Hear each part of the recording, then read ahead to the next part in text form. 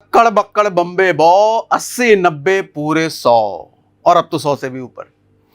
भैया कभी 80,000 था, कभी 90,000 था, कभी 1 लाख गया और अब तो 1,10,000 को भी क्रॉस कर दिया सोने का भाव। नया जो आप देखोगे भाव 1,13,000 और 10 ग्राम दिल्ली में जा चुका है सोने का भाव। ऐसे में एक आम आदमी के मन में बड़ा सवाल है कि ये जो 1,13,000 पहुंच गया देखते देखते, कहाँ ये जर्नी मुझे लगता है 50-55 से शुरू हुई थी भागना पिछले साल। वो 50-55 से जो दौड़ा है भैया, दौड़ते दौड़ते दौड़ते ये 113 तक पहुंच 1,13,000 तक पहुंच गया है। सवाल ये है कि भैया 1,13 से ये ऐसे ही भागता रहेगा या 1,13 से नीचे भी आएगा, क्योंकि अब इतना बड़ा रिटर्न पिछले एक साल में हमने देख लिया, 40% से ज्यादा रिटर्न दे दिया सोने ने एक साल में।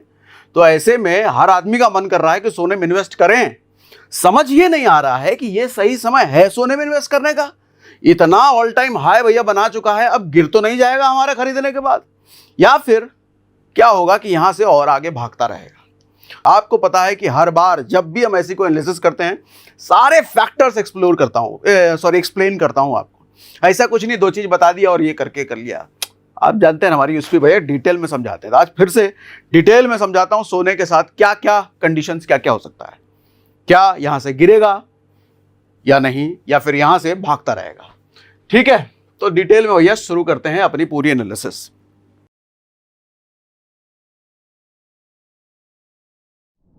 हुआ क्या है, जनवरी से सितंबर तक लगभग 40% रिटर्न दे दिया है सोने ने और निफ्टी ने 5% का रिटर्न दिया है।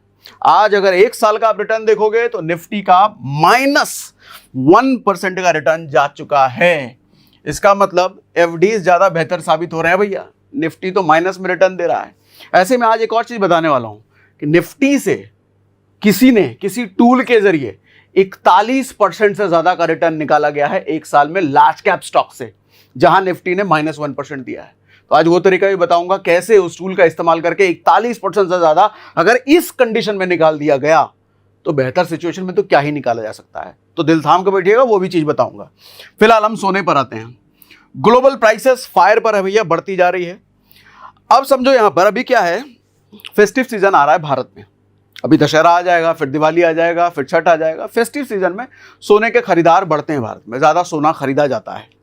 ऐसे में अब खरीदार के मन में शंका है कि भैया खरीदें कि ना खरीदें, कहीं ऐसा तो नहीं हमने खरीद लिया फिर प्राइस गिर जाएगा, या फिर प्राइस बढ़ता ही रहेगा कि अभी खरीदें कि बाद में खरीदें। बड़ा कंफ्यूजन है। फेस्टिव सीजन के आसपास देखो डिमांड बढ़ती है, और जब डिमांड बढ़ता है तो सोने का भाव भी बढ़ता है। लेकिन अभी क्या हुआ है, इस साल गोल्ड रिकॉर्ड हाई पर है, एकदम टॉप पर पहुंच चुका है, तो डिमांड गिर सकती है। और डिमांड कैसे गिर सकती है मैं कह रहा हूं, अगस्त में भी गिरी है डिमांड। अगस्त में देखो रक्षाबंधन था, ओणम था, 28% डिमांड गिर गई, प्राइस नहीं गिरा। डिमांड गिरी मतलब कस्टमर्स लेने वाले कमाए, खरीदने वाले कमाए, तो 28% डिमांड गिरी लेकिन प्राइस नहीं गिरा। दिवाली आते आते थोड़ी रिकवरी हो सकती है, लेकिन प्राइस अभी भी एक बड़ा फैक्टर है। रिकवरी का मतलब डिमांड में रिकवरी, डिमांड और बढ़ सकती है दिवाली आते आते। लेकिन सवाल यह है प्राइस का क्या होगा, प्राइस गिरेगा या और आगे दौड़ेगा। हिस्टोरिकली दिवाली वेडिंग सीजन में गोल्ड की डिमांड बढ़ जाती है। 2024 में अक्टूबर में दाम करीब 5% बढ़ गया था, पिछले साल की बात कर रहे हैं। डिमांड के चलते इंपोर्ट भी बढ़ता है, ज्यादा गोल्ड को इंपोर्ट किया जाता है। 2024 में अक्टूबर 2024 में गोल्ड का इंपोर्ट 62% बढ़ाया गया, जिसकी वजह से ये 7.13 बिलियन डॉलर तक का इंपोर्ट किया गया गोल्ड को। ठीक, लेकिन अभी क्या हो रहा है, अभी हो क्या रहा है कि अमेरिकी डॉलर कमजोर हो सकता है। हो क्या सकता है, हो गया है, कमजोर चल ही रहा है अमेरिकी डॉलर। अब जिसकी वजह से यूएस में महंगाई भी है। जब डॉलर नीचे आता है तो सोने का दाम आमतौर पर ऊपर चला जाता है। क्यों? डॉलर पर ही तो पूरी दुनिया की इकोनॉमी लगभग टिकी है। लगभग टिकी कहने का मतलब पूरी दुनिया डॉलर ही तो मोस्ट ऑफ द यूज करती है ट्रेड में आपस में, डॉलर की मोनोपोली। तो डॉलर का वैल्यू जब गिरता है तो दुनिया को लगता है भैया अपने एसेट को सेफ करो, जिसकी वजह से सोने की बाइंग वो ज्यादा करते हैं। क्योंकि आपको पता है सोने को सेफ हेवन कहा जाता है। जब मुसीबतें बढ़ी, अनसर्टेनिटी आई इकोनॉमी में, तो सोना खरीदारी बढ़ जाता है। ठीक, क्योंकि सोना लोगों के लिए सुरक्षित निवेश माना जाता है। अच्छा, जब हम लोगों की बात कर रहे हैं तो हमारी और आपकी बात नहीं कर रहे हैं, हम बड़े बड़े देशों की बात कर रहे हैं, इंस्टीट्यूशंस की बात कर रहे हैं, सेंट्रल बैंक्स की बात कर रहे हैं। आपकी और हमारे सोना ज़्यादा खरीद लेने से सोने का भाव नहीं बढ़ता, या हम और आप खरीदना छोड़ दें तो सोने का भाव गिर जाएगा, ऐसा नहीं होता है। ये देशों और सेंट्रल बैंक्स के खरीदारी और सेलिंग पर डिपेंड करता है प्राइसेस। ठीक है, ज़्यादा महंगाई होने पर कंपनीज गोल्ड से हेज करती है, मतलब उन्होंने जो भी एसेट खरीद रखा है उस एसेट की वैल्यू गिर सकती है, डाउन हो सकती है, तो गोल्ड लेकर के अपने एसेट को हेज किया जाता है। मतलब एक तरफ उनके एसेट में नुकसान होगा, लेकिन चूंकि गोल्ड है उनके पास, गोल्ड बढ़ेगा, तो गोल्ड के बढ़ोतरी की वजह से, प्राइस एप्रिसिएशन की वजह से वो जो प्रॉफिट होगा, इधर लॉस हुआ इधर प्रॉफिट हुआ, तो उसी को कहते हैं हेजिंग। मतलब अपनी प्रॉफिटेबिलिटी उन्होंने बरकरार रख ली। अब फेड रेट का क्या है, अमेरिका का फेडरल रिजर्व ब्याज दरें अब घटा सकता है, पिछले 1 साल से घटाया नहीं। अब जब फेड कहने का मतलब फेड नहीं, फेडरल रिजर्व। अब होता क्या है, आरबीआई देखो जब ब्याज दर घटाती है, अभी घटा है ना, तो ब्याज दर घटाने का मतलब क्या होता है, आरबीआई का मतलब भारत की आरबीआई की बात कर रहा हूं, ब्याज दर घटाने का मतलब क्या होता है, बैंकों का इंटरेस्ट रेट कम होता है, एफडी के इंटरेस्ट रेट कम होते हैं। इसी तरीके से अमेरिका में फेडरल रिजर्व बैंक होता है, तो वहां जब रेट गिरेगा तो बैंकों के एफडी वगैरह, रिटर्न्स वगैरह कम मिलेंगे लोगों को। अच्छा, जब कम मिलेंगे लोगों को तो आदमी कहाँ इन्वेस्टमेंट करने जाएगा, गोल्ड में, क्योंकि गोल्ड ज़्यादा रिटर्न दे रहा है। तो एक ये फैक्टर बन सकता है कि भैया गोल्ड में अभी डिमांड और बढ़ सकती है, गोल्ड के प्राइसेस और बढ़ सकते हैं। आप कहें लेकिन शुरुआत में तो बताया 44% गिर सकता है और बोल रहे हो यहाँ बढ़ सकता है, आऊँगा ना उस पर, वो फैक्टर पे भी आता हूँ कि 44% क्यों गिर सकता है। ठीक, उसके बाद दुनिया में तनाव भी बड़ा चल रहा है भैया, मारा पीटी बहुत चल रहा है, लड़ाई झगड़े बहुत चल रहे हैं। लड़ाई झगड़े कहाँ, रशिया यूक्रेन का युद्ध देख लो भैया, 2022 से ये चले जा रहे हैं। उधर चीन ताइवान के बीच टकराव से दुनिया में डर और अनिश्चितता बढ़ी है, ये लड़ रहे हैं। उसके साथ मिडिल ईस्ट में तनाव बढ़ रहा है। अनसर्टेन टाइम्स मतलब गोल्ड बाइंग। दुनिया में, इकोनॉमी में जब भी एक ऐसा टाइम आता है जब पता नहीं क्या होगा, तो सोने का भाव बढ़ जाता है, और इस वक्त वही चीज़ें चल रही है। तो सोने का भाव यहाँ तक मैं क्या कह रहा हूँ, अभी और बढ़ सकता है। 44% गिरने वाली बात कैसे बोले, उस पर आऊँगा। अब आम लोगों का निवेश देखो, छोटे इन्वेस्टर्स की भी बात कर लूँ थोड़ा, ज्वेलर्स, ईटीएफ गोल्ड खरीदने वाले लोग भी सोने में ज़्यादा निवेश करने लग गए हैं इन दिनों। भारत में गोल्ड ईटीएफ में निवेश रिकॉर्ड स्तर तक पहुंच गया है। फिजिकल गोल्ड तो खरीदा जा रहा है, साथ में ईटीएफ में इन्वेस्ट करने वाले लोगों की भी संख्या बहुत ज़्यादा बड़ी है। ईटीएफ, गोल्ड ईटीएफ की बात कर रहा हूँ, उसमें भी इन्वेस्टमेंट इंडिया में बहुत ज़्यादा पीक पर जा चुका है। ऐसे में कंसर्न आता है कि भैया गोल्ड तो भागे जा रहा है, निफ्टी का क्या, ये जो माइनस में चले जा रहा है, क्या निफ्टी में इन्वेस्टमेंट करना हम छोड़ दें, भारतीय शेयर बाजार में इन्वेस्टमेंट करना छोड़ दें। मैं पूरा पास्ट का सिनेरियो आपको दिखाता हूं, फिर उसी के बेस पे तो हम फ्यूचर प्रेडिक्ट करेंगे ना भैया। 2022 में क्या हुआ, गोल्ड बाइंग 1000 टन के पार पहुंच गया, मतलब इंपोर्ट फिर से बढ़ गया। 1136 टन, यानी कि 150% से ज्यादा बढ़ोतरी हो गई है भैया गोल्ड इंपोर्ट में। 1967 के बाद ये रिकॉर्ड बाइंग हुई है इस बार। 30 साल में पहली बार यूएस से ज्यादा सोना सेंट्रल बैंक्स के पास है। मतलब यूएस जितनी खरीदारी करता है, आप देखो यूएस के पास लगभग दुनिया का सबसे ज्यादा सोना 8000 टन सोना है, और सेंट्रल बैंक्स ने कितने 36,000 टन गोल्ड बाय करा है एज ऑफ मई 2025 तक का ही डेटा है। तो हेवी बाइंग हुई है सेंट्रल बैंक की तरफ से। तो ये दिखाता है कि भैया गोल्ड के प्राइसेस जो बढ़े हैं ऐसे ही नहीं बढ़े, ये सेंट्रल बैंक ने इतना बहुत खरीदा है जिसकी वजह से प्राइसेस बढ़े हैं। अब इसके बाद 2022 से 2023 और 24 आप देखोगे तो हर साल 1000 टन से ज्यादा सोना खरीदा गया है। ये मैं आपको वो बता रहा हूं कि डिमांड क्यों बढ़ी है, क्यों इतने प्राइसेस बढ़े हैं, लेकिन क्यों गिर सकते हैं वो भी आना बाकी है। 2025 में, अब ये लाइन ध्यान से सुनिए, 2025 में एएनजी जो कि ऑस्ट्रेलिया का सबसे बड़ा बैंक है, उनका यह अनुमान है कि 2022 के बाद पहली बार 1000 टन से कम रह सकता है। मतलब हर साल इन्होंने 1000 टन से ज्यादा सोना खरीदा है, लेकिन इस बार 1000 टन से कम रह सकता है। इसका मतलब कमी, इंपोर्ट में कमी, डिमांड में कमी। अब जरा इस मुद्दे पर हम और डिटेल में आते हैं कि सोने के प्राइसेस अब क्यों गिर सकते हैं। देखो भैया, वर्ल्ड मार्केट में सोने की डिमांड जब कम होती है तो प्राइसेस गिरते हैं। मैंने शुरुआत में कहा था ना, हम और आप सोना खरीदना बंद कर दे तो प्राइसेस नहीं गिरेंगे, लेकिन जब वर्ल्ड मार्केट में खरीदना कम कर दे तो सोने के प्राइसेस गिरते हैं। और पास्ट रिकॉर्ड ये बताता है। हुआ क्या था, 2015 में ऐसा हुआ था भैया, 2000 सेंट्रल बैंक्स ने सोना खरीदना कम किया था, जिसकी वजह से प्राइसेस गिरे थे। 2014 में सोना अपने पीक पर चला गया था, 1212 पर आउंस चला गया था, मतलब 35,000 पर 10 ग्राम चला गया था। सेंट्रल बैंक ने 477 टन सोना खरीदा था, 2014 की बात कर रहा हूं, लेकिन 15 आते आते ये 477 टन 310 टन रह गया, यानी कि 35% डिमांड में गिरावट आई थी। किसमें गिरावट आई थी? डिमांड में। और जब डिमांड में गिरावट आई तो प्राइस तो गिरना ही है। वही हुआ 2015 जाते जाते ये 1212 पर आउंस जो था ये 1062 रह गया, मतलब 31,000 1303 तक चला गया था ये प्राइस, और 1055 तक आ गया, मतलब 19% धड़ाम।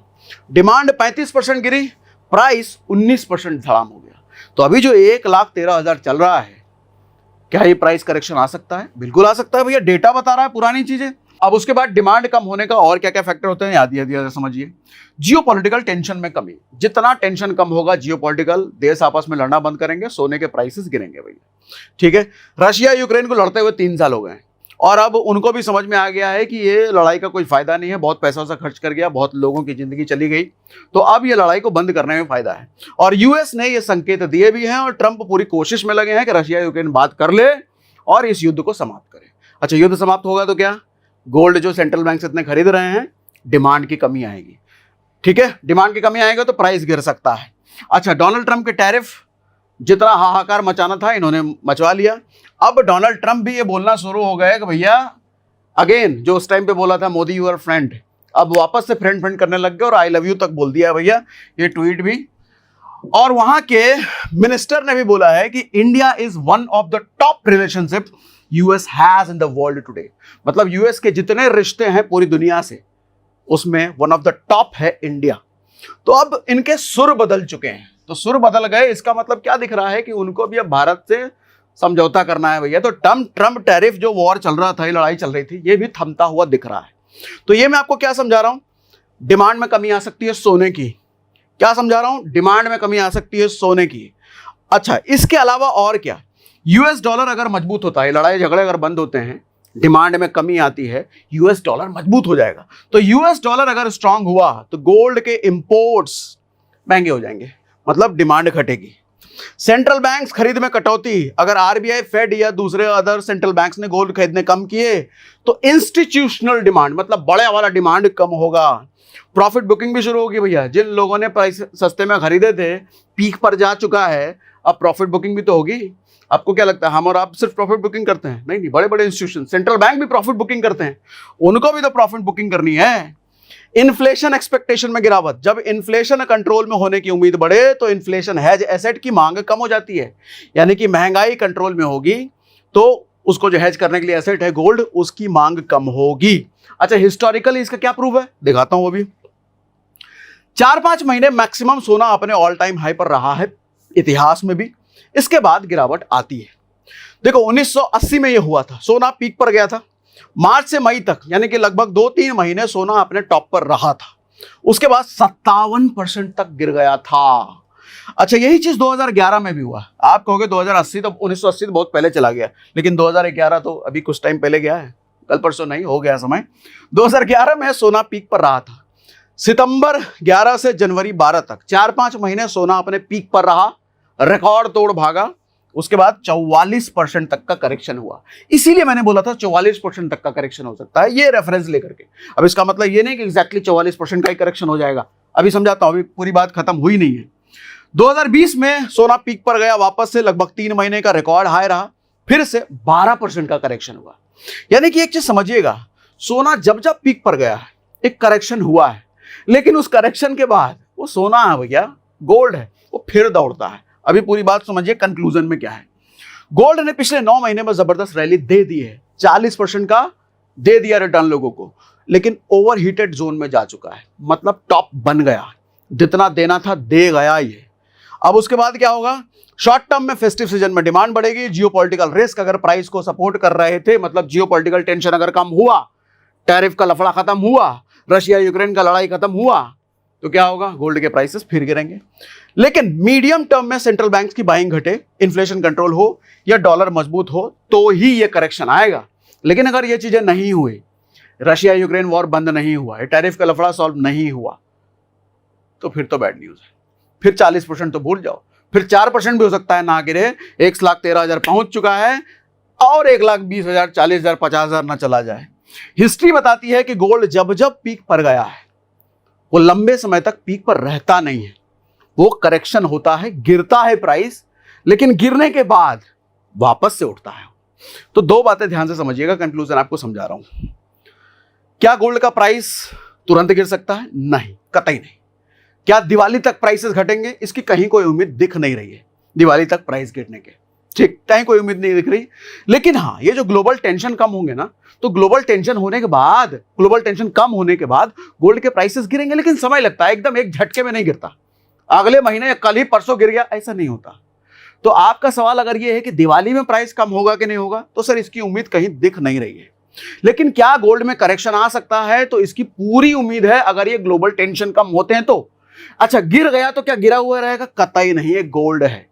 इतिहास बताता है कि जब जब ये गिरा है, बहुत छोटे समय के लिए गिरा हुआ रहता है, लेकिन उसके तुरंत बाद ये दौड़ना शुरू कर देता है और पिछले ऑल टाइम हाई को ब्रेक करके फिर आगे निकलता है। तो अगर कहें कि क्या ये समय है गोल्ड में इन्वेस्ट करने का, देखो भैया, करेक्शन आए तो आए, पूरी एनालिसिस मैंने आपको कर दी, तो मेरे हाथ में तो ये नहीं है कि मैं आपको कह सकता हूं कि गोल्ड में इन्वेस्ट करो ना करो। पूरा सिनेरियो, पूरी एनालिसिस मैंने आपके सामने रख दी, बाकी अब आप डिसाइड करें।